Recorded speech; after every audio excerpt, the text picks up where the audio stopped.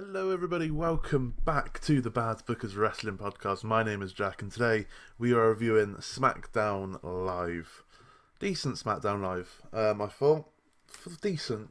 That's it. Really? Just decent. A little bit decent. Why not you leave a comment down below how you thought SmackDown Live was. Leave a like while you're down there and leave a subscribe as well. We kicked off the night with Becky Lynch driving into the car park, driving into the arena, and stepping out the car, and the interviewer, what's her name, Kayla something, I can't remember,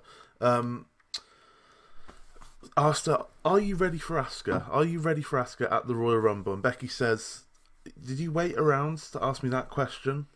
I'll answer it in the ring, don't you worry. Throws her key at the, I'm pretty sure it's Kayla, her name, pretty sure. Throws her key at Kayla, she drops it, doesn't catch it, brilliant. Walks past Heavy Machinery in the New Day. Heavy Machinery were blending a drink full of like eggs with the shells still on and tuna, pancakes, a mixture of something. I don't know what the hell was going on. They blended that. The New Day were like, what the fuck are you doing? Otis Dozovich took a sip of it and was like, oh yeah, it's pretty good, oh yeah. And offered it around to the New Day. They rejected it. Offered it to Becky. And Becky was like, yeah, I'll have a sip, why not? Had a great big chug of it, and then said, oh, pretty weak, isn't it? Pretty weak. And, don't mind me, I'm just messing around with my phone. And they all, as she walked off, they all rejoiced and were like, yeah, she's the man, she's the man. And, yeah, Becky walked out to the ring and cut a promo saying that, just talking about a match at the Royal Rumble, and saying that everyone's trying to be like her since she burst onto the map as the man. Everyone's trying to be a badass like her. Everyone's trying to copy her because of her breakthrough. And people saying that she's just hype, but they can't get to her level. She's proven everyone wrong in her run. And she'll beat Asuka at the Royal Rumble and say that once again she is the SmackDown Live Women's Champion. And she is the man. Becky talks about how Asuka's fallen off the map since her loss against Charlotte after she won the Royal Rumble, and you know she hasn't been the same. She kind of just came into this midlife crisis after her loss. She couldn't beat the woman that Becky has beaten 5 months in a row now. She has the cheek to say, "Is Becky ready for Asuka?" At this point, Asuka comes out and says that at the Rumble, Becky will no longer be in Charlotte's shadow. She will be in her shadow. Which I thought was quite a good line, to be fair. The IIconics then come out and say, look, that's no way to behave, Asuka. You need to behave, if you're a champion, you need to behave with more class and more dignity. And, you know, Becky's just a bully, and she acts like a man. She isn't the man, she acts like a man. They also go on to claim that they're going to win the Rumble and win the Tag Team Championships, the new Women's Tag Team Championship, so fair enough, why not? Becky then issues a challenge to one of the IIconics, and commercial break, they come back, and we get Becky versus Peyton Royce in a match. Asuka was sat at ringside for this match, and it lasted a hell of a long time.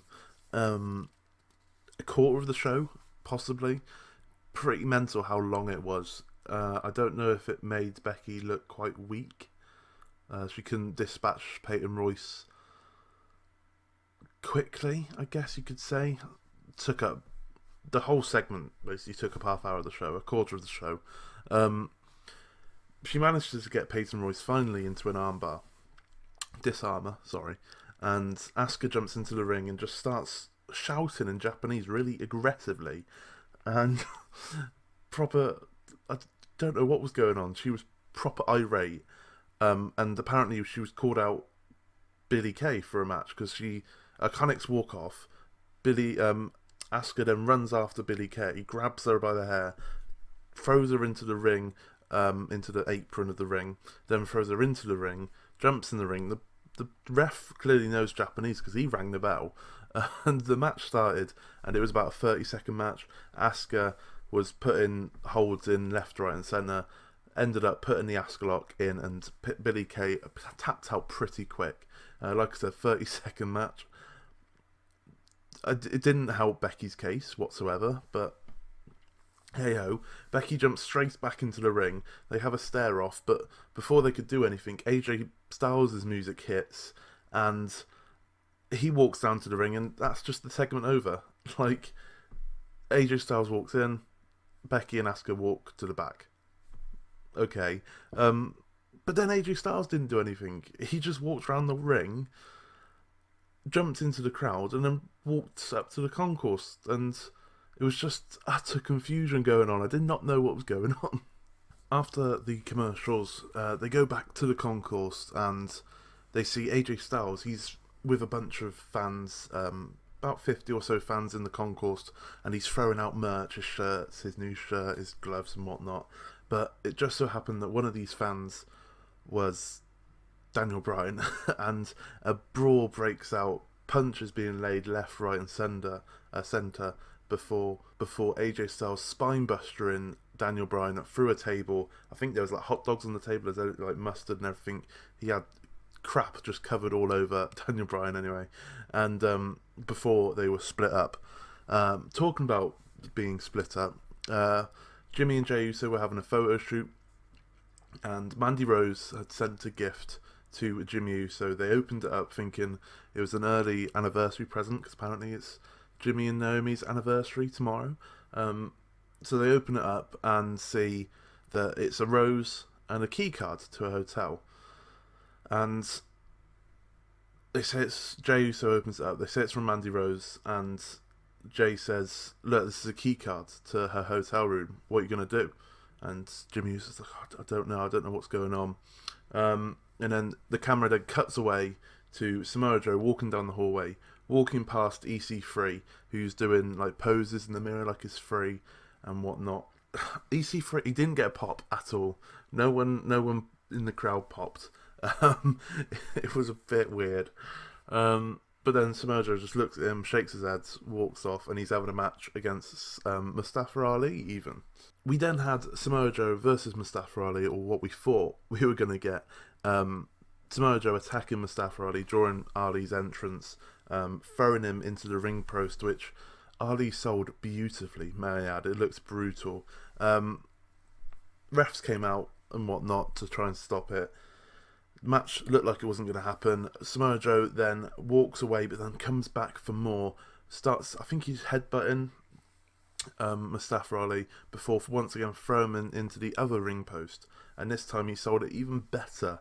Each time looking more brutal than the last from Ali. Perfect selling from him. But then Samoa Joe came back for even more after walking off. Teased to throw him through the table, but then just chucked him into the barricade and walked off looking an angry man.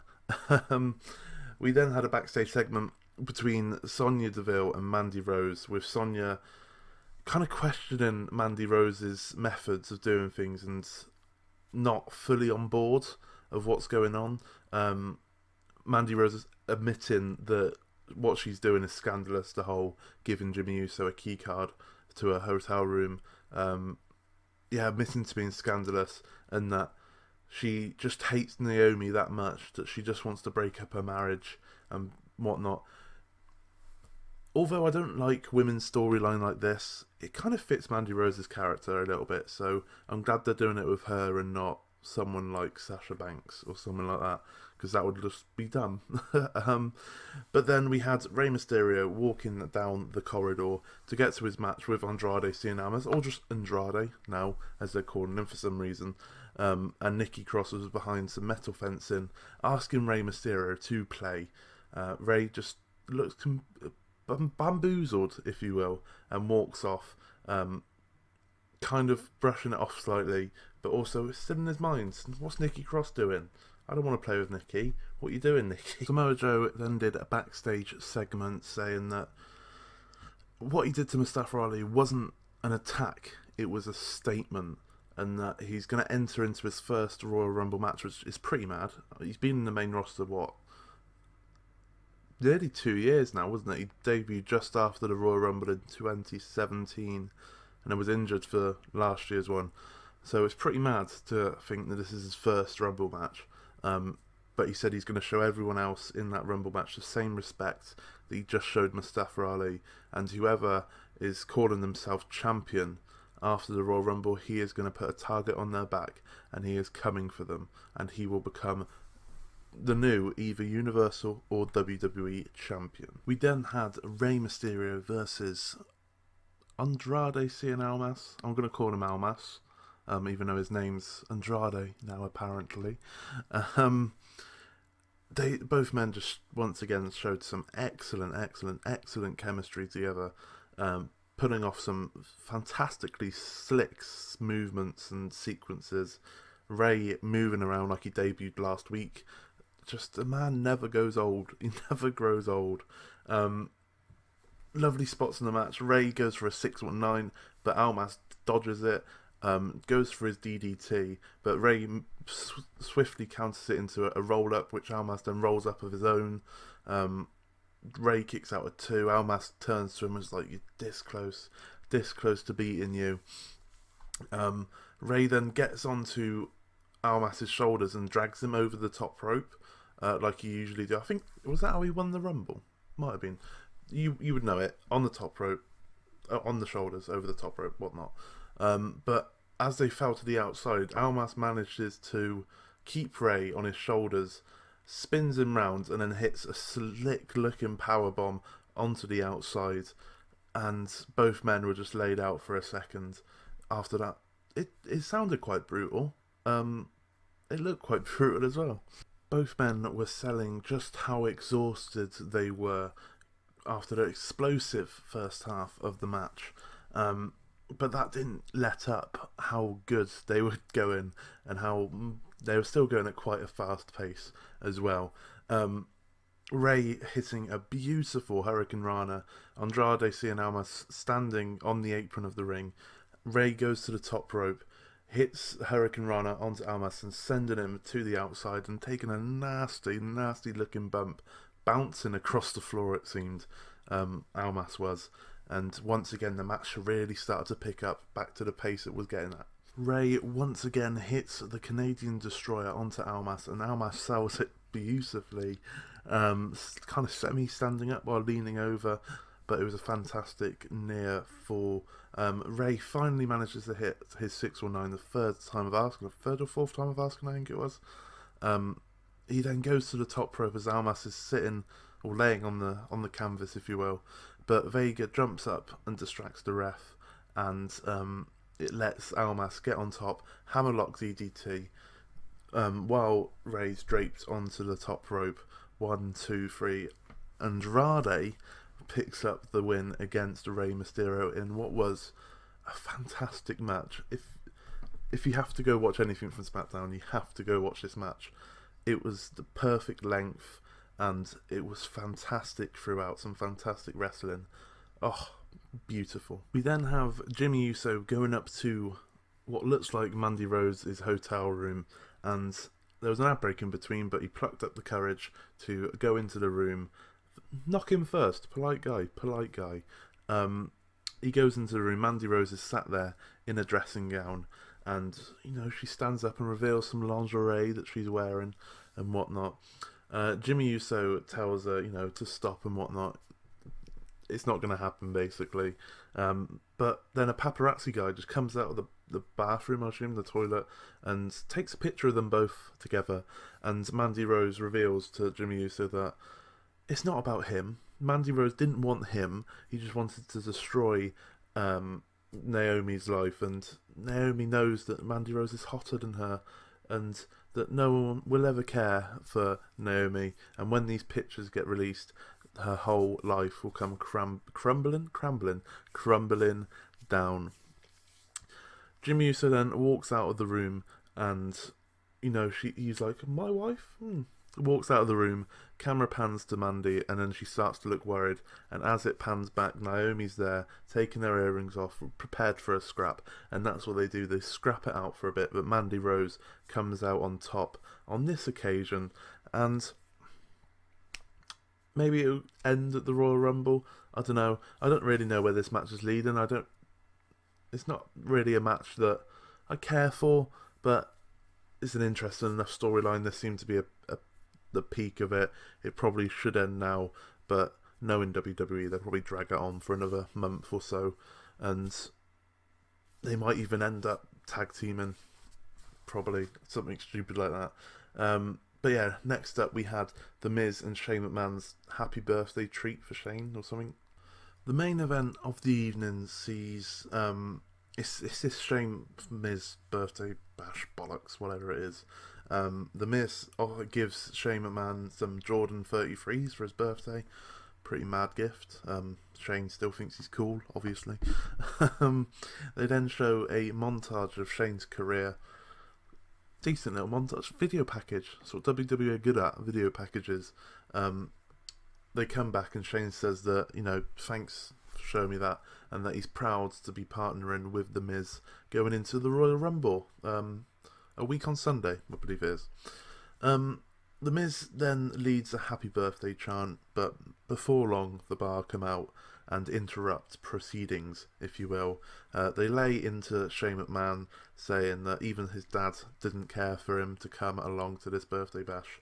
But before they could say anything else, Shane McMahon offers a challenge to Sheamus after last week's actions of bro kicking him without The Miz being aware of it, kind of thing. And The Miz, Sheamus, The Miz, Shane McMahon challenges Sheamus to face The Miz this week, and The Miz is like, I'm in a suit, I can't wrestle. And Shane says, look, I wasn't ready to win the best in the world, was I? You go out there, you beat the living crap out of Sheamus. And The Miz is like, yeah, come on.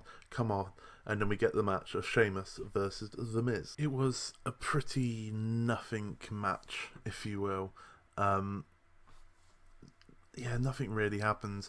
The end of the match was Cesaro got put through a table from Shane McMahon, table with cake on it and shit and whatnot, because of the birthday bash kind of thing. And that distracted Sheamus, which then The Miz rolled up Sheamus to pick up the win for himself. And then afterwards, Sheamus and The Miz and Shane McMahon, coast to coast to Sheamus, skull crushing finale, end up on top to finish SmackDown looking strong. I don't get it. I just don't get it. Why do the Bar always have to lose on SmackDown? Why? Why? Like I said at the start, it was decent. It just wasn't as good as Raw, which is pretty mental, to say the least. But I think I'm going to give it 2.5 stars. 2 3/4 stars. I'm going to give it 2 3/4 stars.